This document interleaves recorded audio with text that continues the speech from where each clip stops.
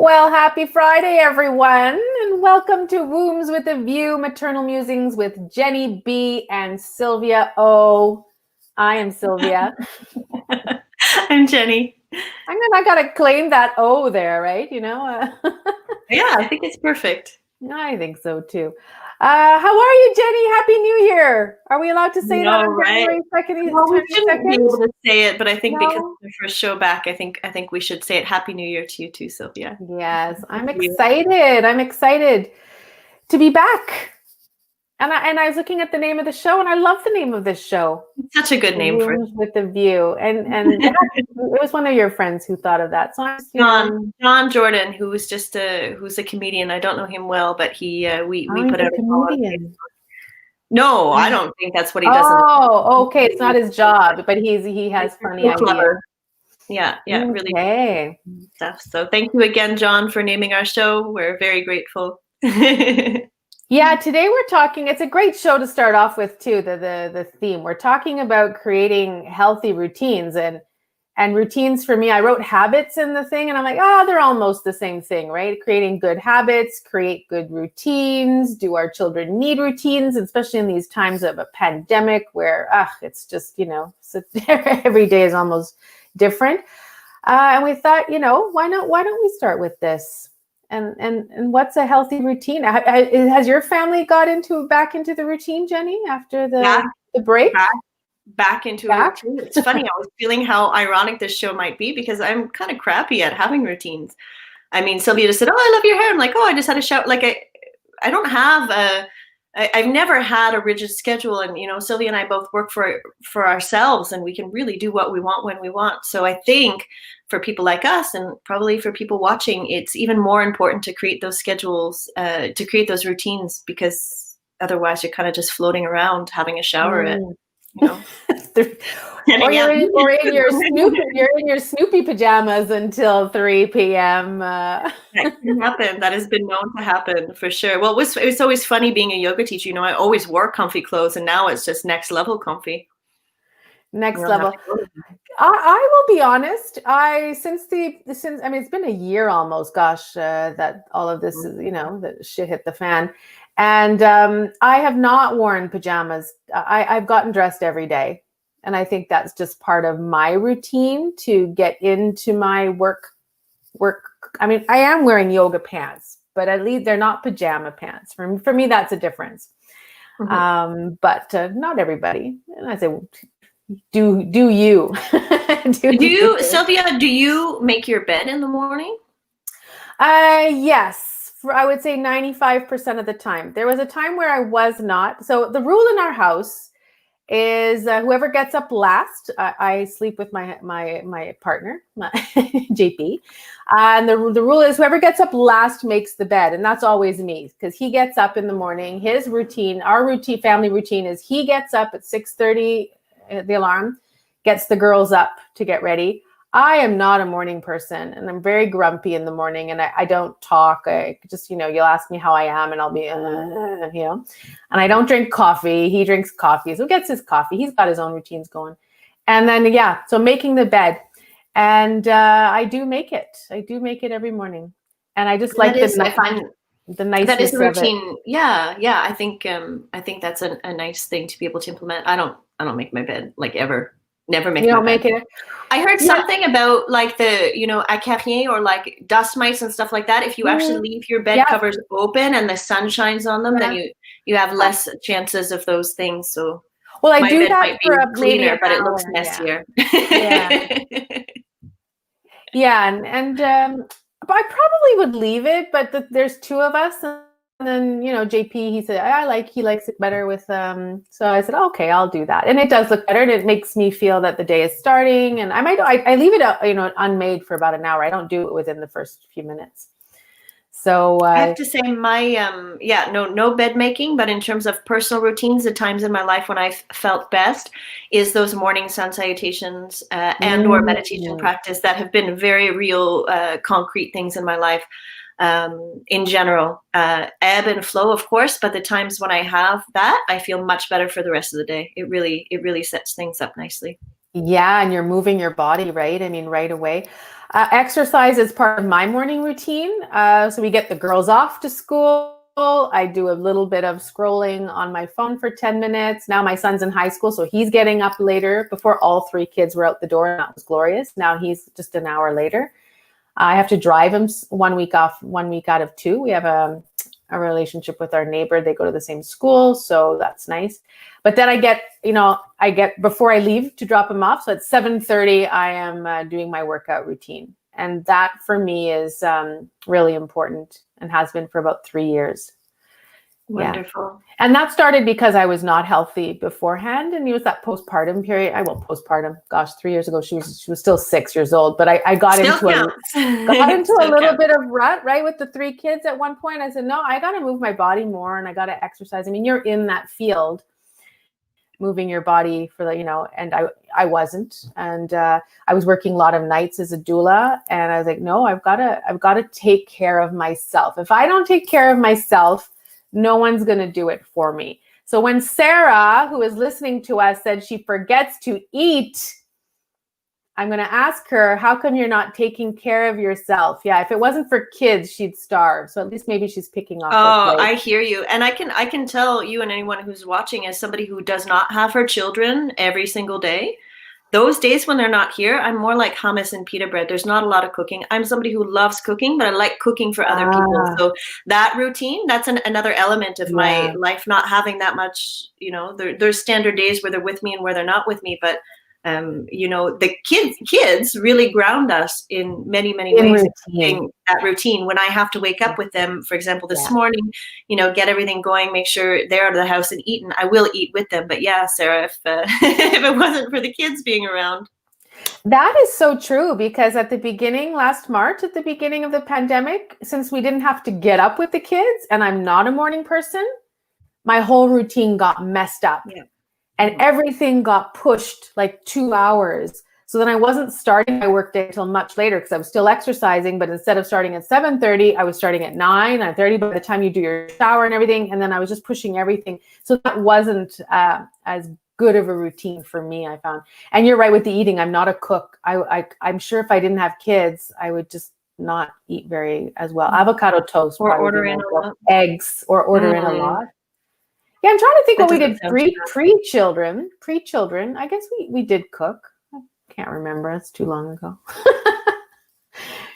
But routines for children. When children come in the world, yes, we start. If you don't have routines, they really do. I think they really make you start thinking of routines, because babies kind of, I'm going to say babies need them, but I don't think, when we talk sleep routines, your babies were sleeping on your back in the carriers. Well, that was part of it. And again, I kind of wanted to carry on with my routineless life and just do what I want when I wanted. And I mean, to an extent. Yeah. And I don't think it was a bad thing by any means. I just went on with my day. And you're right, they did sleep. They slept in carriers and in strollers when it made sense. And I think it was fine for my family. Also, as a postpartum doula, I see a lot of families for whom that wouldn't work, and I think it can be way more helpful, depending on personality type. To if a routine, you can't force it. The routine feeding and sleeping on a schedule in the early days is not something that either of us would recommend.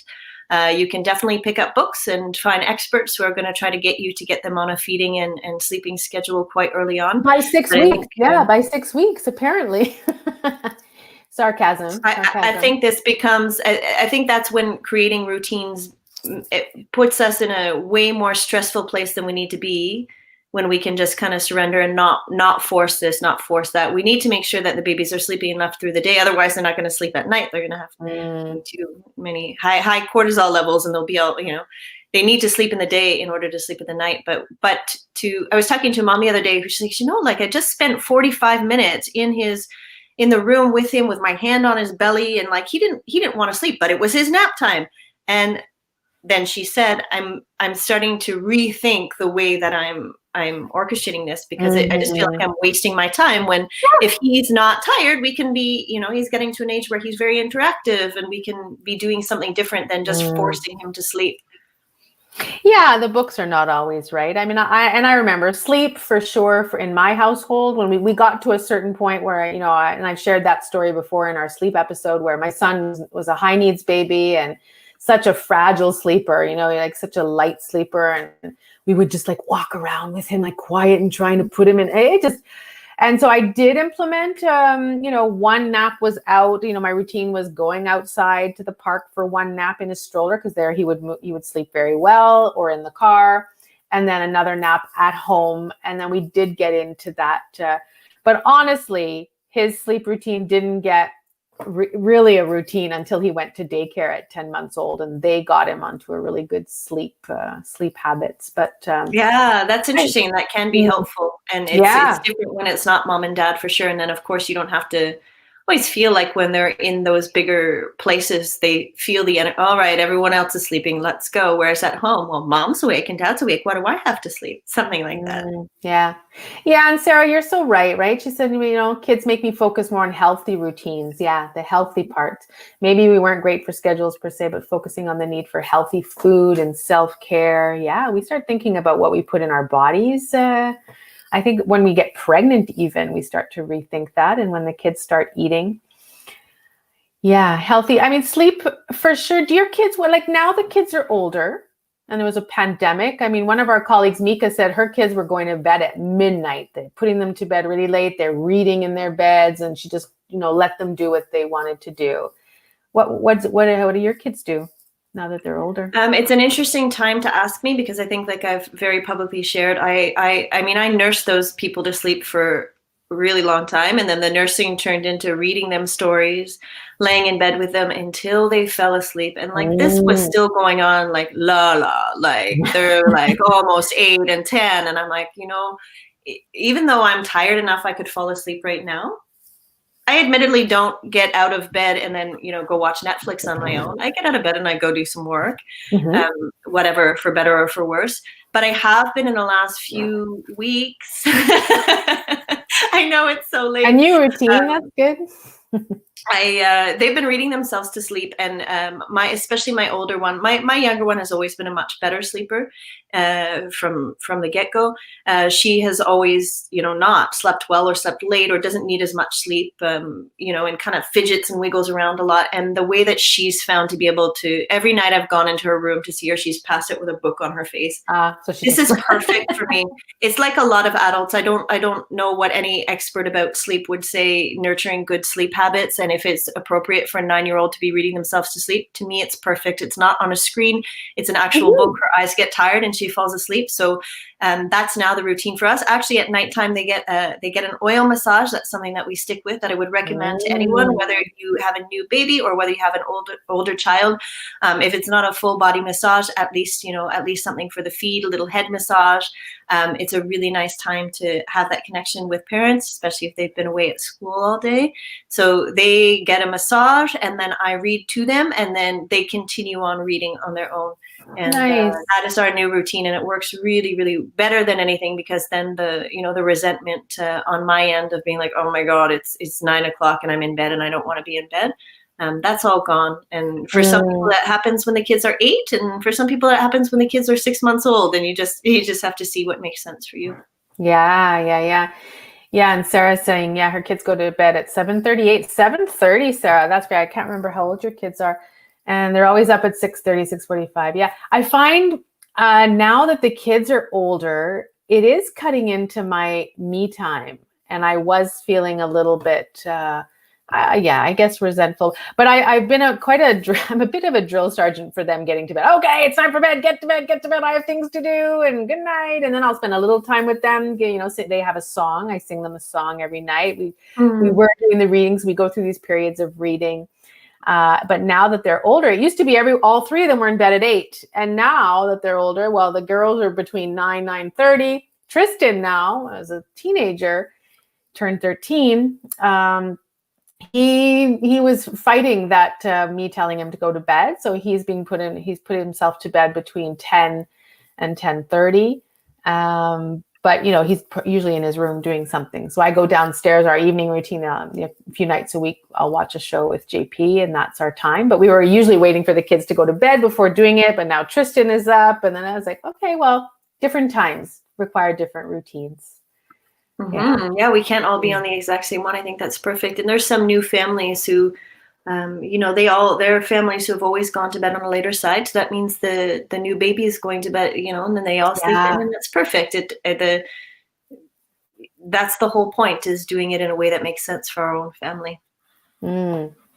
Yeah, right now I think there's a little bit of a relax in our routine because there's no sports going on. For me, that was a very stressful part of our day, was the meal planning and getting it done on time to be able to go for the kids to play soccer. I'm a soccer mom.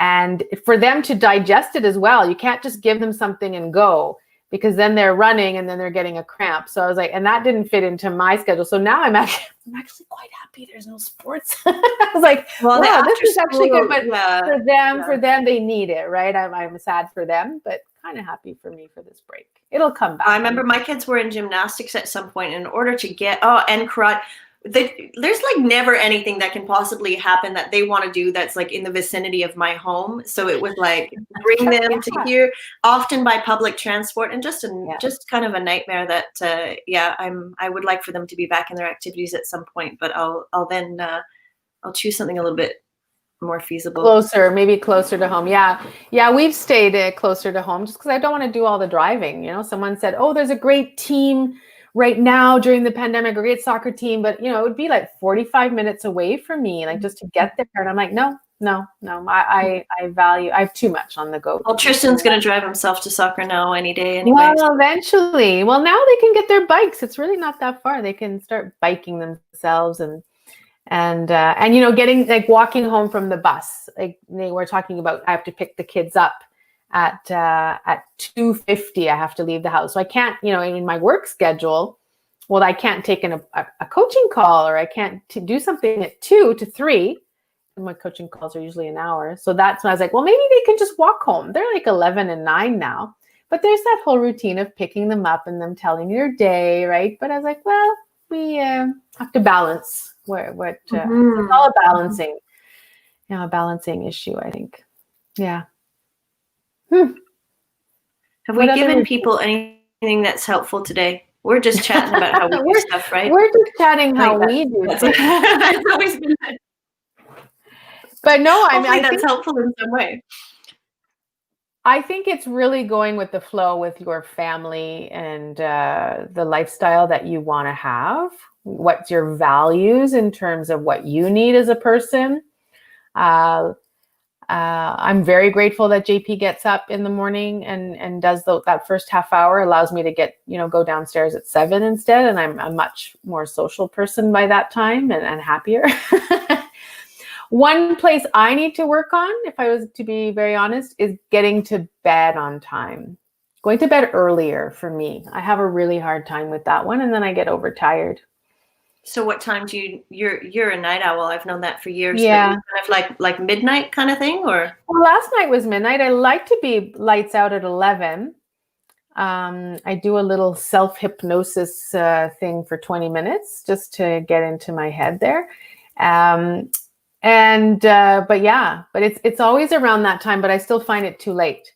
But then maybe I should stop fighting it as well. But then I'm going to bed too late. It's interesting because it's funny. It's what we were just talking about parents do with new babies, right? It's like you're torn between the surrendering of like, okay, Sylvia, you go to bed at this time. And like, no, Sylvia, you should go to bed at this time. Yeah, it's exactly it. You should be in bed by 10. And I'm like, well, should I be? Really, I do think the healthy thing, and like this is coming from an Ayurvedic perspective where in Ayurveda routine is very, very important.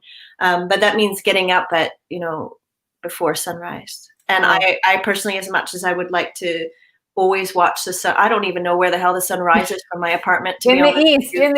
I don't know where east is from here, but I've never seen it happen unless maybe I've gone to bed that late. But I think we do know that the early to bed and early to rise is actually the healthier, more respectful thing for our body. And I think because we many of us live in the city, and the electricity and everything that's happening, we are really out of sync with that natural rhythm. And in a better world, we would all be back in sync with nature and that rhythm. But sometimes we have to, Which would be very like helpful in the winter, right? When it's so dark, we would be going to bed really early. When our bodies sometimes like at 8:30, I probably bet you I could fall. I used to fall asleep in the kids' bed all the time, and that just shows you how tired we are and that we're not listening. So you're right. And that self-care, again, going back to, well, if I don't do it, and if I don't do it for myself, no one's going to do it for me. And it's, my partner JP has a different biological clock, and he's fine going to bed like 11:30, 12. It doesn't seem to affect him as much. So he's like, oh, let's watch a show. And I'm like, it's already 10:30. This is again in Ayurveda. This is another very typical thing. JP is more Vata. JP is like Emily, who I was talking about, my daughter, who, he's active and he can go. And you have more Kapha, which is you need your sleep, or God, do not come near me. Yeah, you need more sleep. Yeah, I do. I think so. I don't know if it's an age thing too, perhaps as we get older. I don't know. I mean, I am a go person, but I do need that rest time. I feel so much better. And I know that of myself. And it goes back to those boundaries and self-care, which I'm, working on. I need a lot of alone time too. That's part of my routine. Is needing that time just for me to think. And I was telling you before, I was like, these last 2 weeks are the last 2 weeks of the month for me are go. And I have to better plan that out, make a different routine for those 2 weeks. So routines can change, I guess, based on the day, weekend routines are more relaxed. I don't go downstairs, like our rooms are upstairs. I don't go downstairs on the weekend till about 10:30, 11. I kind of just sleep in. I know all the moms, I'm sorry. You'll get there when your kids are older. They can enjoy your tomorrow morning. That sounds great. I wanted to offer maybe one thing that's helpful for anybody who has school-age children that really, really helps me routine-wise is right after. So we come home from school. The first thing the kids do is they put their lunch. They take care of their lunch stuff. So stuff has to go in the compost. They take care of that. They put their dirty dishes in the sink. I don't make them wash them. I do that, but that could be a good idea. And then everything is ready so that after dinner, then we pack the lunches immediately after dinner, because we're usually packing leftovers. And that means that we have the rest of the night to not stress about that. And then we don't have to stress about it in the morning. So lunch happens right after dinner. And that has taken a lot of stress out of my family routine. Yeah. Us too. It's, I try and get that, but having the kids do it themselves so that they're going to eat what they put in because they know what their lunch is. And this morning they woke me up. I didn't go down so early, and they came up, both of the girls, and said, Mommy, we know you're not too crazy about, doing our lunches. So we did everything. We did even the main meal. And I'm like, good for you. And I'm like, oh, that's a great routines and habits to set. Yeah. And at the age our children are at, there's no reason they can't be packing their own lunches. I love cooking. It's a way that I show that I love people preparing food. I put, but no, they pack their lunches. I help them a little bit.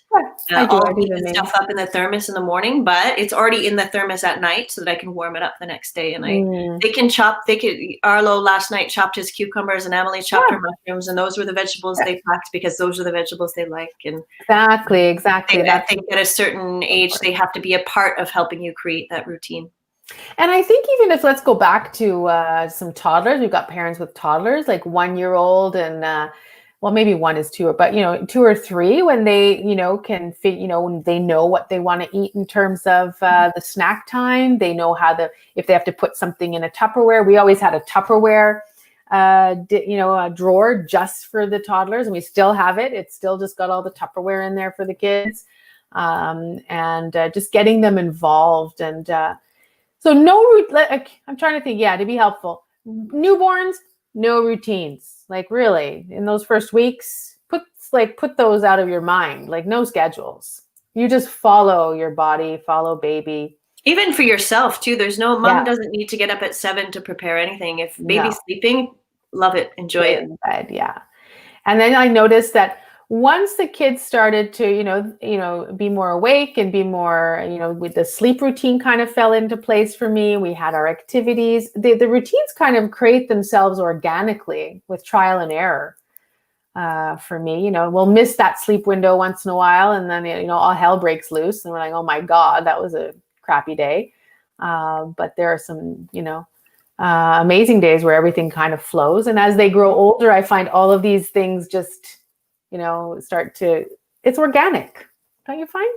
I mean, I guess ideally, I feel like it always, ideally. Yeah. Then you again, it's a surrender, letting go of the struggle of forcing and pushing the sleep time. And for me, that again, the evening with letting her read herself to sleep, because we found a way she can do it on her own, is way better than lights off, go to sleep now. She's not going to sleep. And anybody who, has issues with insomnia or doesn't settle immediately, it's just not fair, whatever the age is. You can't force someone to sleep. Yeah. Yeah. And I think that's what we're, and going back to my daughter's friends are all grade 5. And she's not allowed to have she has a phone that she can't put in her room at night, or if we turn it off. I have to turn it off because I hear it, and her friends are ringing her at 1 a.m. during the week, and I'm like, what kind of routines are these people? No, our kids are not. I'm just a stickler for that. To each his own, but then I'm like, oh, that kid's not getting enough sleep. Oh, I would be very, very, if the parents know, but I would be very judgmental if for a kid that age to have access to any kind of screen at that time during the week is not appropriate. No, after supper, nothing. We have set times for routine. That's another routine that we've got, is like only a set time. They have an hour and a half after school, and that's it. Where they're pushing boundaries right now because they get on. I just want to check this. I just want to check this. I think I'm going to have that basket. They tell you have a basket, and everyone puts their phones in, and no one has access to them. But mom and dad too. That's important if we're trying to cut down on screens. Then they watch us, right? Too. I know. I catch myself sometimes. I'm like, okay, get off your screens, guys. Get off your screens. I'm like looking at this email, and I'm like, okay. I know we've all done it for sure. Yeah, I don't know about your kids, but mine are the first to call me on that. Yeah, for sure. And we can make all the excuses we want, but no, we don't have to be looking at our phone 24/7. Well, hey, I think we'll end there, won't we? I think we talked sleep, you so much. Food and screen, and create those routines. If they're, things are not working for you, try something new. Try implementing an earlier bedtime or a later bedtime, or I don't know, meals at different times. Oh, it's all good. Thank you so much. Thanks, Sarah, for hopping on. Our number one fan. Yeah, we love when Sarah's there. Sarah's great at commenting. You're the best. She said we're the best. You're the best, Sarah. She is, and I like what she said. Yes, well said. Doesn't mean schedule. Yeah, it's about process. I love that. So would love to hear about you. If you're watching this in the replay, let us know what some tips and tools that you have to share with us. And we're going to catch you next week. Same time, same place, 11:30. Have a great weekend. Great weekend to you. Thank you. Catch you soon. Bye.